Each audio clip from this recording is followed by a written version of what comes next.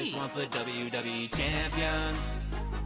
Pay to win like every day, yeah. I don't play mobile games. Funny how they still think I'm a broke man. Then I'm broke. Even though I be pulling Hogan's. I spent like 40 grand on a couple thousand pictures of some sweaty men. Holy shit, what a lie he told about Best Buy. Okay, goodbye. Goodbye. Yes, I told a big lie. Sure I did. Here's a good one. You ready for this? The Last of Us director Neil Druckmann has said in an interview he doesn't think that he has many more big games left in him.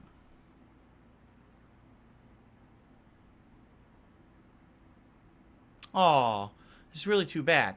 Anyway, moving on. Let's continue with real news. Okay. No, I'll actually comment on this for real. All right. Basically in the interview, here's what he says.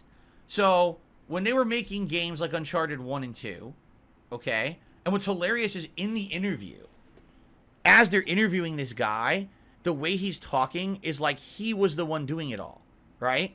Like, oh, yeah, back with those games, it was a party atmosphere. Everything was laid back. We'd have late nights where, especially like the multiplayer of Uncharted 2, we would just sit around the office playing this game to the wee hours of the morning, enjoying it, tweaking it a little bit, and all of this, right? And it's like, what's hilarious about that story is he wasn't, really fully in charge of any of those games he's describing that he claims were the better games. He shared responsibility with many other people who no longer work for the company. He forced them out because his attitude basically was that he was going in a certain direction with these games, and these people wanted to go in another, and he basically was like, well, it's my way or the highway. They said, well, then we're leaving. We're not putting up with you. You're like a giant ego. You're an egomaniac. We want nothing to do with you. Good luck, and we're going to go do our own stuff. And so I believe there were two people who were also in charge of those games, Uncharted 1 and 2, that is, who left after that and kind of left. The real story was Uncharted 4 was a completely different game, and then got retooled under Druckmann's watch to be what it ended up being, which, by the way, was a great game, but that basically the studio then, when those people left, completely turned direction. And that's why you've got The Last of Us 1. That's a completely somber, serious tone, talking about really interesting plot lines, like what's it like in a post-apocalyptic situation where people are dying left and right from these cordyceps. What are the human relationships like in that situation, right? Take a look at the relationship between Joel and Ellie in that game and all of that, and it's all about survival and emotion. And then Last of Us 2 just becomes a very generic piece of revenge, angst, very teen angsty fucking game where everyone's a dumbass, people acting out of character from the first game. Basically, you could tell someone else wrote Last of Us 2 versus Last of Us 1. Yeah, it was Neil Druckmann. He wrote Part 2, and the plot of Part 2, in my opinion, was atrociously fucking bad. Not even close to how good Last of Us 1 was. Because he wrote the whole fucking thing, and the people who wrote the good parts of Last of Us 1 aren't worth the company anymore. They moved on, right? So, basically, he says in this interview, when we were making the old games, it was like a party atmosphere. But basically, once we started making games that were expected to be giant blockbusters for Sony, it sucked all the fun out of it. And he even says, recently when I've been working on other projects, like The Last of Us TV show, or there was something else that he recently did too, and I can't even remember what it was. But basically, it's like, that stuff was so much more fun and interesting to me than making these games. So I think that basically, like, Last of Us 3 is probably the last one for him. To which I say, good. Please. As soon as you can. I wish you the best. Get the fuck out. Let people who have passion for games make them, who don't have agendas. Let people who are actually going to make meaningful games again. The games you have made since you took over the studio have been dog shit. No, really. They've been way worse than the games that came before. You ran The Last of Us into the ground. You made a TV series about a post-apocalypse that doesn't have zombies in it besides one episode. You're terrible. And there is a group of people who like what he does because of the way he goes about his stuff with his leftist agendas.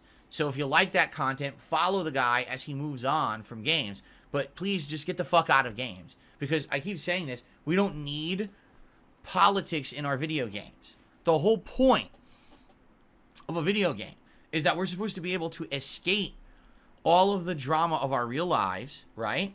And have a good time together, enjoying a fantasy. I don't need to play a fantasy and say, oh, well, now it's all about politics. This group and that group and this representation and this spin on this and this is misogynist and this is this and this is... Fuck you off, man. I hear it all day. All day, every day. Everywhere you go on the internet, on social media, everywhere you go in politics, you hear this constantly. I don't need to boot up my video game and hear the same shit from you because you can't fucking grow the fuck up and keep your shit out of your games. In fact, Last of Us 2 sold as well as it did because of it. If Last of Us 2 did not have those themes, it wouldn't have been Game of the Year. Sorry, that's just true. I don't care what anyone else says. That's the truth of it. The game was great on its own merits, but it was really that whole agenda that he had. Remember, if you buy Last of Us 2, a vote for Last of Us 2 for the Game Awards, that sticks it to the haters. That really gets those bigots, so do it. I don't want that in games. I want games to sell and be popular, all right? Because they're good. Not because of a fucking feel-good movement from some political agenda that the guy can't sell his games otherwise, right? And if you don't believe me and you think I'm making it up, he publicly apologized for it. Take a look at the end of that year during the Game Awards when he was campaigning on social media for people to vote for the game to make it Game of the Year, and then he had to retract his statements and apologize for it because he realized how immoral it was when people called him out for it.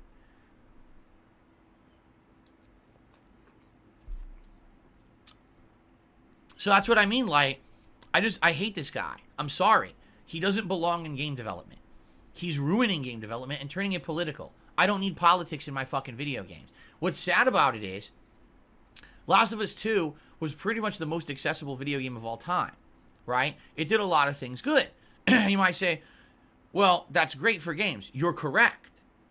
However, because he made his game so political, how many people actually talk about that? Right? After Last of Us 2 released, what was the next thing that Neil Druckmann did? Re-released Last of Us 1 for full price. What was the next thing that he did? Re-released Last of Us 2. What was the next thing that he did?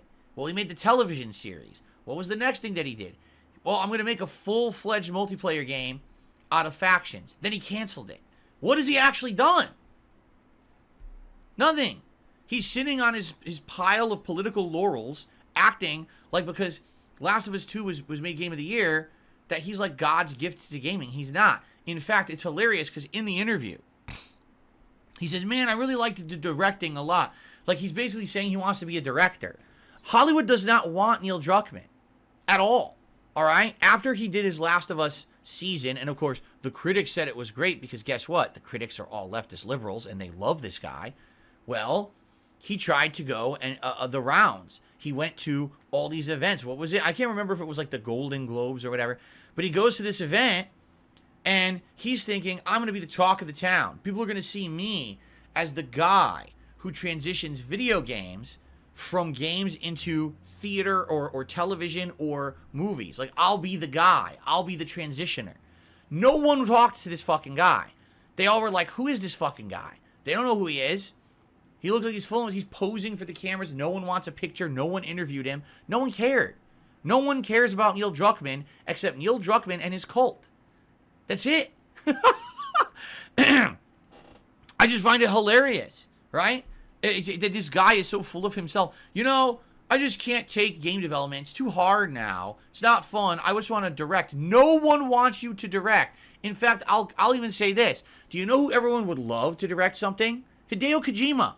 That's who people want to see make shows. That's who people want to see make movies. Because the guy's games basically are shows and movies. And they're some of the most unique things you've ever seen. I would love to watch a Hideo Kojima television show or movie.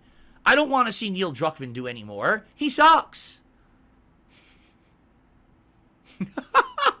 So there you go. All right, I'm done. I'm not going to rant anymore about this fucking jackass. He already wasted enough of my time.